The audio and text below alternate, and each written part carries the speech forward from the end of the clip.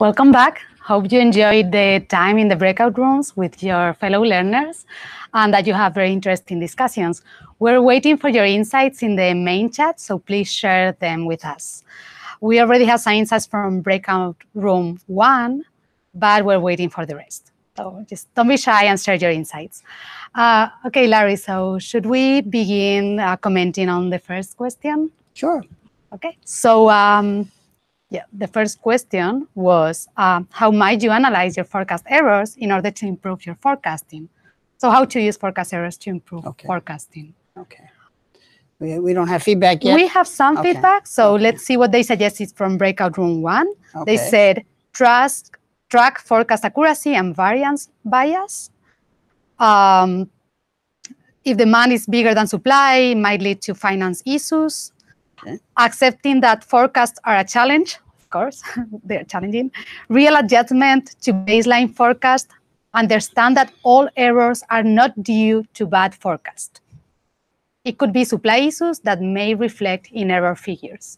So that's a summary of the discussion in breakout room 1. Okay, room 1. And well, will we get something from 2, or you want me to I hope so, but we can begin commenting on that. And also, okay, so I think that, you know, the person, room 1 mentioned it.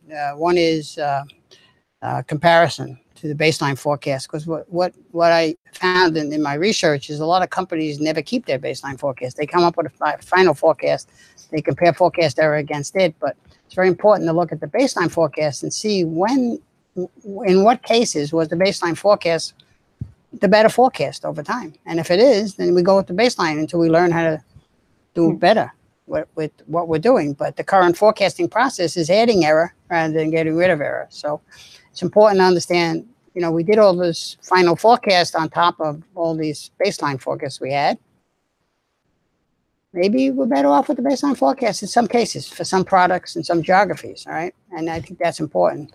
The other one that I mentioned in the article was a lot of people are now comparing everything to the naive forecast. The naive forecast is whatever happens today is going to happen tomorrow. That's the most naive thing. Whatever happened last month's happening next month, right? Whatever happened last week is next week. It's a very simple way to forecast. It never is far off. It's not a bad forecast. It's actually one that's really good to look at. If you have a sophisticated forecasting methods that you're using, and you compare that error to the error you would have gotten if you just used the naive forecast, if you can't beat the naive forecast, then you are not adding any value to it. So therefore, it's important to recognize that as well, that a simple forecast like naive may be even better than your current baseline forecast, right? So that was kind of the other thing I talked about. And another piece of this is, remember, forecasting is all about variation. And so you're going to get very high errors on demand that varies. Demand that varies for promotional reasons because we promote it. Demand that just naturally varies, right?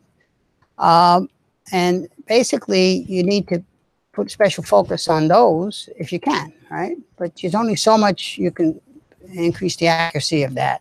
And so what I've talked about a lot is ABC analysis. My high volume, you know, we do this in inventory. We should do it also in forecasting. In inventory, we say, okay, A items are the 5% of the items represent maybe 95%, 80% of demand, right? And then we got the B items, then the C items. C items may be the 50% of items that represent only maybe 20% of demand. So therefore, it's important that we take the C items and put them on, just let the computer do it, right? The B items, the computer does it with some exceptions. And the A items or the A products are the ones we spend a lot of time trying to forecast, right? And so that's a key thing. So, but there's also a twist on that. If you take a two-dimensional matrix, we have something called volume variance analysis. That's ABC is a volume analysis. There's also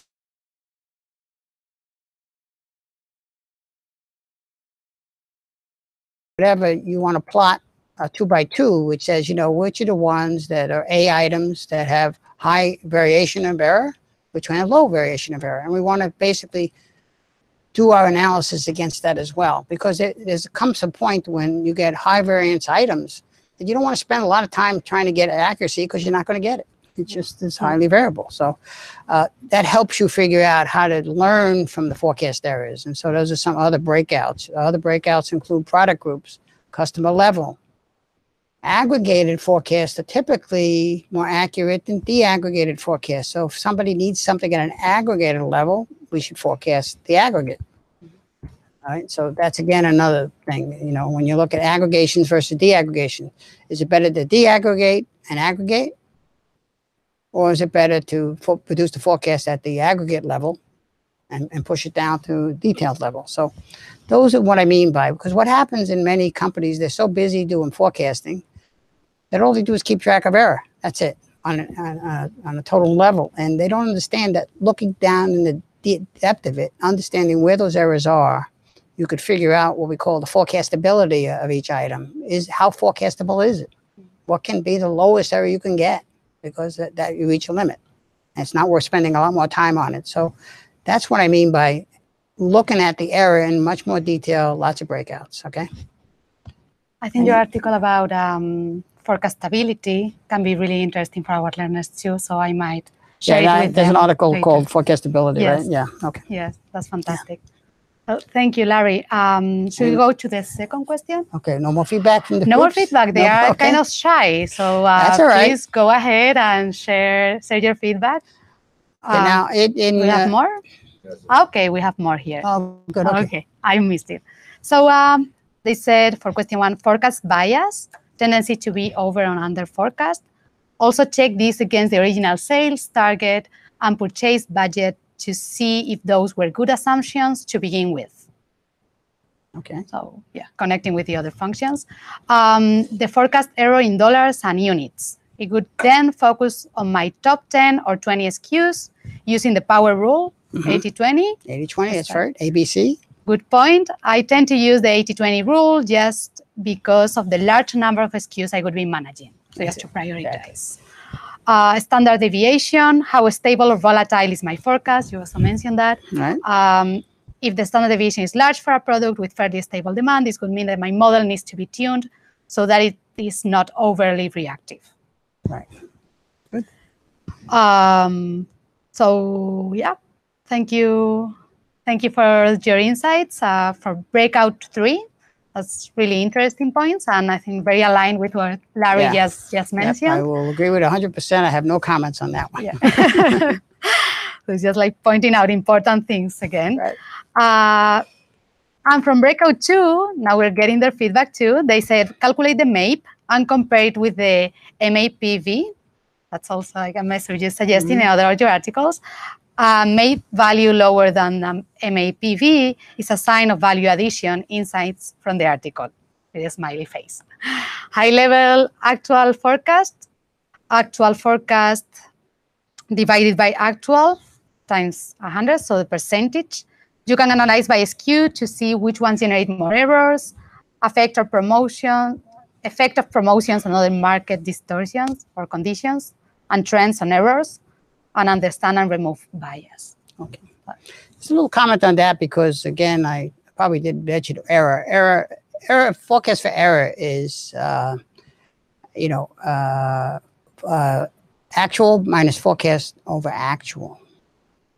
There are many companies that do the error, and denominator is the forecast. Really? Now, what does that mean? To do the forecast. That's not what we in science would say is an error. Actually, I just got this little email conversation with a company recently about this, and they were finding that the company was dividing by forecast. It turns out if you do the math, and those of you out there are probably mathematical, you could figure this out. There's a tendency to over forecast if you use forecast as a denominator. The reason being, if you forecast it a lot, like infinity, forecast error goes to 0. Yeah. And so that's what you want to project. Again, the reason I wrote this article was that we're ashamed of our forecast errors. The way to get rid of, reduce the forecast errors is not to divide by the forecast. That's wrong. You're going to divide by the actual number.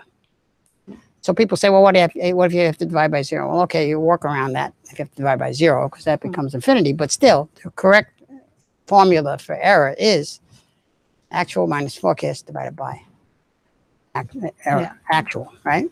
Not forecast, all right? So that's a little comment. Important point. Yeah. Yeah. Sure. Unless you want to fake everybody out and have lower forecast than tariffs. If that's your, yeah. Not professional. That's not professional, for sure. Okay, great. So thank you for your feedback. And let's go with the second question, that it's actually really good for our course because it ties up forecasting with inventory management. That's what you all are going in now. So our second question is, in what ways might a company use forecast errors to manage risks? So we have some feedback here. Would you like me to read it before? Sure. Begin with? So from breakout room 1, they say forecast errors can be used to analyze where the root cause of error was to avoid them in the future. Say the assumptions went wrong, for example. So forecast errors can be used to cover for those errors by keeping some safety stock, so to determine the safety stock. Also agree with the mention of errors caused by any kind of bias that can be found when we analyze errors. So for example, if sales department is consistently over forecasting their sales. Yeah, that happens. Then for this is very, very long feedback. So I'll try to find the main points. So basically they say they can use the forecast errors to manage their inventory accordingly, reduce losses due to overstocking and understocking caused by the most recent forecast, make changes to EOQ being considered right now. Good start to see how SKUs are performing, and hence assist the companies to prioritize and approach a targeted market being well informed.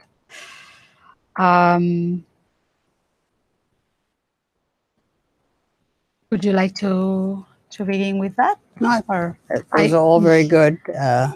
Any more? Yes, they say. I think they're describing a whole process. So while the past other forecast model is always a predictor for future, forecast errors and appropriate adjustment for the future can be used to plan the efficacy of the supply chain logistics. Analysis of the forecast errors and underlying assumptions and models can be used to refine these processes to avoid the same mistakes in the future. And forecasting models, assumptions may need to be adjusted per SKU, geography, market, etc. And the adjustments made after analyzing forecasting errors and taking appropriate actions may help to reduce the risk of targeting the investment appropriately be per SKU, location, market, etc. So reduce the risk of targeting the investment per SKU and location market. Okay. And the last feedback from breakout room 3, companies can use forecast errors to negotiate terms like service level, discounts, service reliability, network design. Basically, use the errors as a means to doing sensitivity analysis and then optimize the total cost incurred. Very good. So that's from our students. Yeah. Now, a lot of the input is around inventory, and that's okay. Because that's what we do. We know safety stock. Everybody's learned safety stock, so we learned that. But I want to step back a little bit first, because whenever I talk about risk management, the key thing for me is understanding the uncertainty, what I call the risk profile. I got to understand the risk profile that I'm dealing with. But I always use this quote from a philosopher. He's Sir Francis Bacon, English philosopher, lived in 1561 to 1626. So. Here's what he said. Of course, he's not politically correct, but in those days, they were not politically correct. So he says, if a man will begin with certainties, he shall end in doubt. But if he is content to begin with doubts, he shall end in certainties. So what does he mean? What he means is that, and one of my students put it really well, don't think you know everything. Because you don't. That's basically what one of my students said. But basically what he says is you got to start off with the fact that you don't know, understanding uncertainty, like the risk profiles. And if you do that, you'll come up with the certain answer, the certain decisions to be making, the certain forecasts to be making, etc. But if you don't understand the uncertainties and think you know everything, and this is the point forecast, and this is a problem in industry. Many industries only give a point forecast. And everybody has to run with that. And that was the reason why the second question was important, and one of the major reasons why I also wrote this article was the fact that everyone planning in the organization has to understand there's errors in this forecast. We have to tell them. We can't be ashamed of them. We have to tell them, right? So that's one thing. So understanding the risk profile and the errors is the first step towards great risk management in all areas, all places in a company. What are some of the things you can think about? Buffering. There is a book called Factory Physics. I learned about this a while back. It's actually a book called Factory Physics. It's a great book. You could look it up on Google, or Amazon sells it. But what it talks about is one concept is buffering. How do we buffer in a supply chain or a factory, et cetera? You buffer on 3 items. You buffer basically on inventory, which we all know about, that's safety stock. But you also buffer on capacity. What does that mean? That means we buffer on, if we have a plant, maybe we run it for 2 shifts. But we always keep the possibility of running a 3rd shift. We have excess capacity that we have not planned for. And so that's a buffering concept. That's the concept of buffering manufacturing. The other one was buffering inventory. The other one is time. The longer time you give yourself, the better you're able to handle uncertainty. So the concept is, if you're going to use a forecast to do something, do it as late as possible so you're closer to the forecast, because short-term forecasts are more accurate than long-term forecasts. So you want to basically make a decision on something when you're got a decent forecast about it. If you wait long enough and close enough to when it's actually going to happen, your error will be better. So that's the buffering on time. So, and it's an interesting thing. It holds, and it holds in a lot of areas. So if you look at, that was a hedging strategy where, we use our capacity, but we then have excess capacity if we need it, right? Delaying the terms. And then risk pooling is a thing that actually Yossi Sheffi's done a lot of writing about in terms of risk pooling. To Pullman strategy is you hold your inventory at work in process, in which case you can forecast that more accurate because it's an aggregate rather than a detailed SKU. So risk pooling is an important concept as well. And pretty much that's what I covered in the article on but the capacity has all these different ways. Time,